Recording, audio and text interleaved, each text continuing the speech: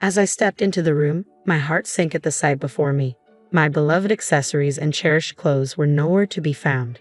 Panic surged through me as I reached for my cell phone to call the police.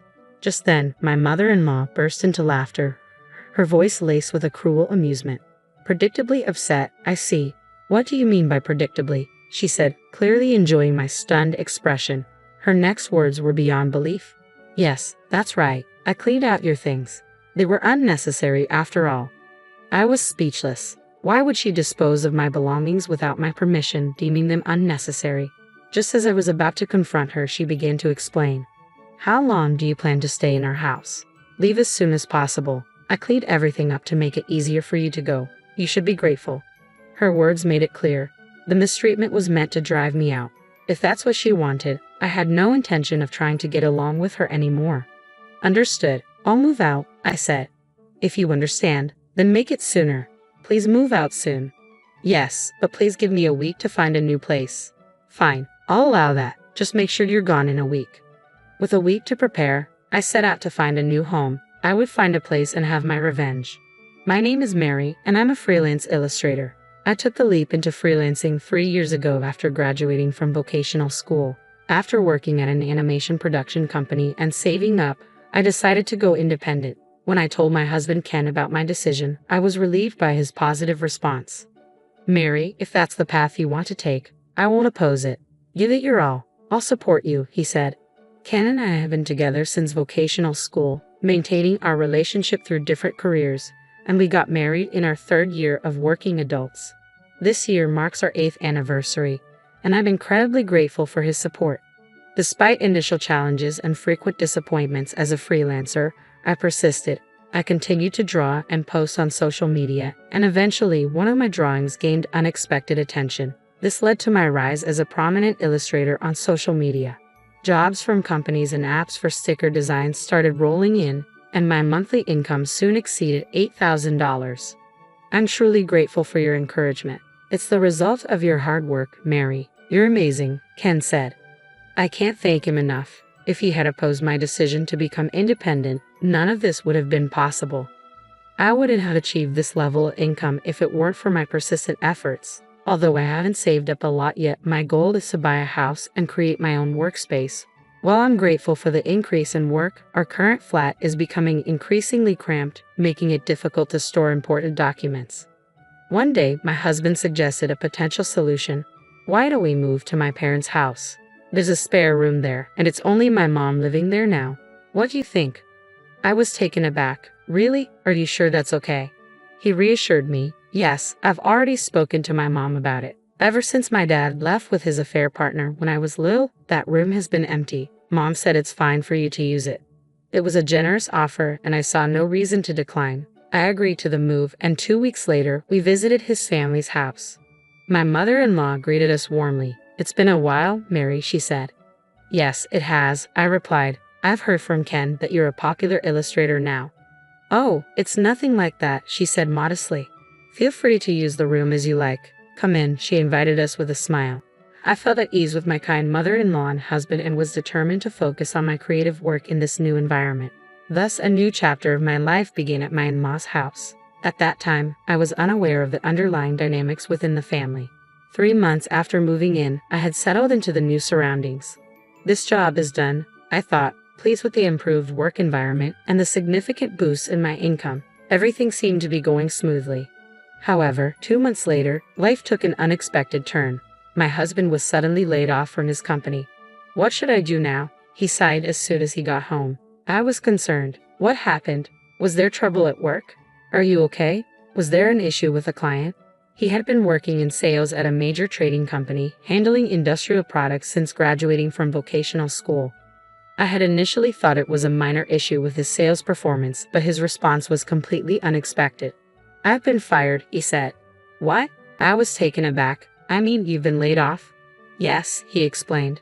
But why? You've been working so hard. How could this happen? I asked, struggling to grasp the situation. They said our department was underperforming and that maintaining us was a burden. They gave me a choice between a drastic pay cut or a decent severance package. It's effectively downsizing, he said.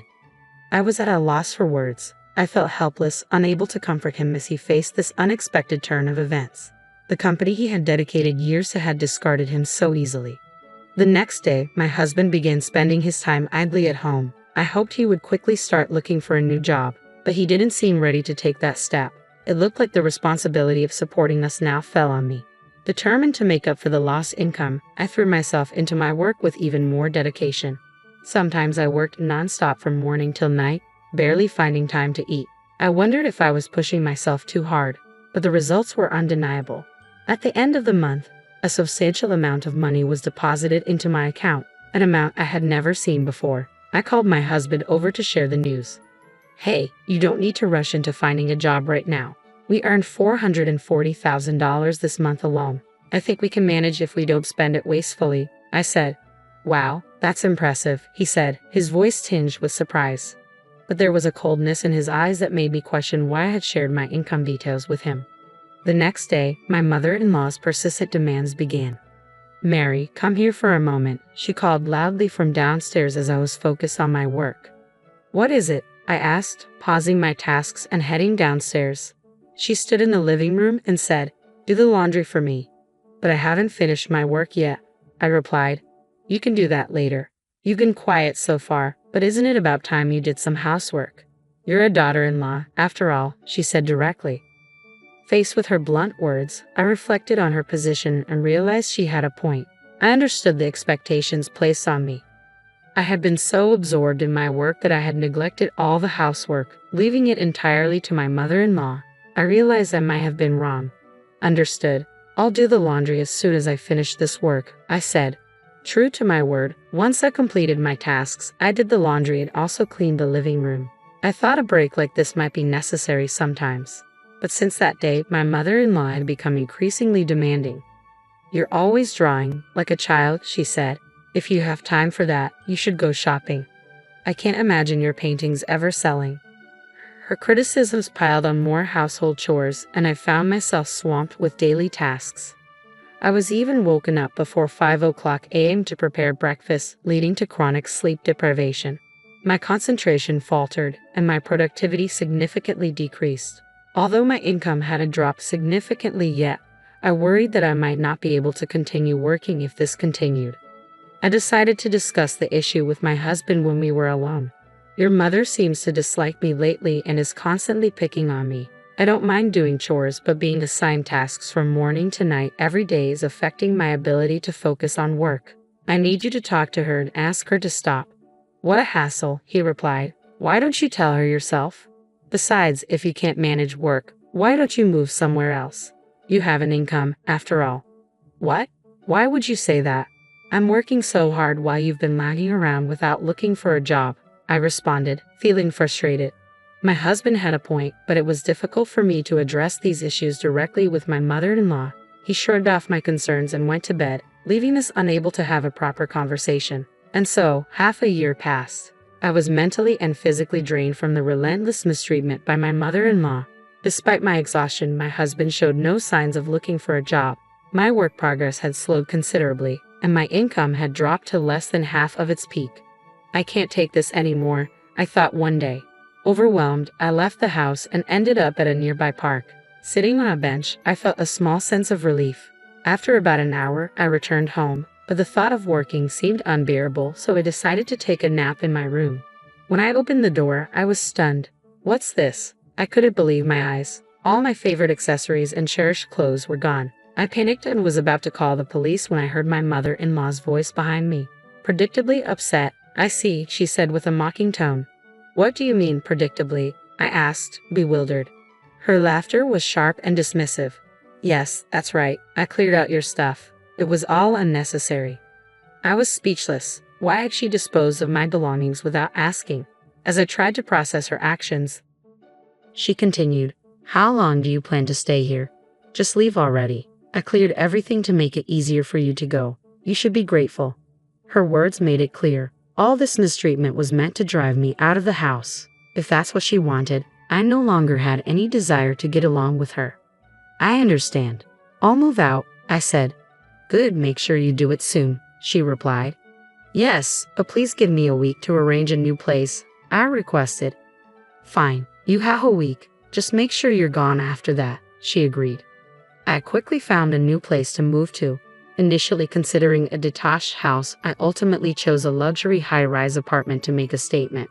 I was leaving not only my mother-in-law, but also my husband, who was lazily depending on my income and showing no effort to find a job.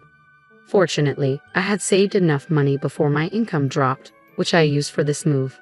I signed the lease with the real estate agent and was ready to leave at any time. When the week was up, I packed up and prepared to leave. On the day I was set to depart, I filed for divorce from my husband. "Did you sign this and send it back to the court?" I asked. "Huh? What's this?" he responded, confused. "This is a summons from the court." "Why are we suddenly talking about divorce?" he asked, visibly bewildered. "At first, I felt sympathy for you when you were laid off, but your refusal to look for a job and your disregard for how your mother was treating me have left me questioning the point of staying married. Even if that's the case, does getting divorced mean you're leaving this house?" "Yes," I said firmly. "I hadn't mentioned it before, but I'm leaving today." "Today? But where will you go? What will you do?" "I've already found a new place," I replied. "Remember, you were the one who suggested I move out." "Are you really okay with this?" he asked, his tone a mix of confusion and disbelief. I couldn't help but laugh. "Am I okay? I'm more concerned about a future with you. I'm done here." Finally convinced, my husband agreed to the divorce. I was relieved to be free of the obligation to support him. Next, it was time to address my mother-in-law. Before leaving, I confronted her about the mistreatment. "Why did you make my life so miserable?" The harassment started after I mentioned my income. "There must have been something inconvenient for you." "Amy, thank you for everything so far," she said with a dismissive attitude. "Honestly, I'm relieved I won't have to see your face anymore." "Why did you start treating me badly?" I pressed. "Was it just because of my income?" "It's not a big deal, really," she said. "I didn't like that you were earning more than Ken. You were making $40,000 a month at one point, more than your husband. A wife should earn less to save her husband's face. Besides," she added, "Ken was paying for the household expenses even when he was struggling after being laid off. He's such a good kid, unlike you." I was stunned. All this negativity because of such a petty reason, and she believed my husband was footing all the bills. I couldn't wait to see how they managed without me. They were bound to face difficulties soon, but I kept that to myself. "Well, I understand now," I said coldly. "A wife who can't support her husband should leave. Goodbye." With those final words, I left their house. On the way to my new luxury apartment, I stopped by the post office to send the divorce papers back to court, formally severing all ties with my husband and his mother. I had no intention of helping them if they struggled. Once I arrived at my new apartment, I started arranging my belongings. The spacious room and ample workspace were perfect. It was time to focus on my work. After unpacking, I dove straight into it. A month later, I received a call from my ex-husband. What could he possibly want? I ignored it, as I was busy, but the calls kept coming. Annoyed, I reluctantly answered the phone. "What do you want?" "I'm busy right now," I said. "Mary, where are you?" he asked. "I'm at home, working. What do you need?" I replied. "I'd like to talk to you in person. Can we meet?" "I don't see why we need to meet. It's such a hassle," I retorted, about to hang up when I heard my former mother-in-law's voice on the line. "Mary, it's been a while. I have something to discuss. Can we meet?" Her voice, usually so assertive, sounded almost pleading. Reluctantly, I agreed. "Fine, but I don't want to go out. Come to my house. I'll send Ken the address." After hanging up, I sent the location to my ex-husband, wondering why they wanted to meet. Once everything was settled, I returned to my work. About 30 minutes later, the doorbell rang. They had arrived. "So, this is your place. It's amazing," they remarked. "If you just want to chat, leave. If there's something serious, speak quickly," I said, trying to cut to the point. Wait. Open the door," they pleaded. On the monitor, I saw my ex-husband and his mother. I unlocked the door and let them in. A few minutes later, the doorbell rang again. "Please wait a moment," I said, opening the door to greet them. They seemed stunned by the appearance of my home. "Incredible. It's like a hotel," they exclaimed. "Mary, you live in such a gorgeous place." Their reaction was almost like that of tourists, despite supposedly having a serious matter to discuss. "So, what do you want?" I asked, trying to sound as blunt as possible. "If there's no real issue, please leave. You're interrupting my work." Suddenly, they spoke in a panic. Mary, we need your help. We can't afford our living expenses. Even our electricity, gas, and water have been cut off. Could you help us even a little? Why should I asked. I had no intention of helping them, especially after all they'd put me through. Don't joke with me. Why should I help you? I said, incredulous. You live in such a grand place, you can afford to help a little, they argued. We were once family, and I admit I made mistakes. Can't you help us just a bit? Their audacity was beyond belief.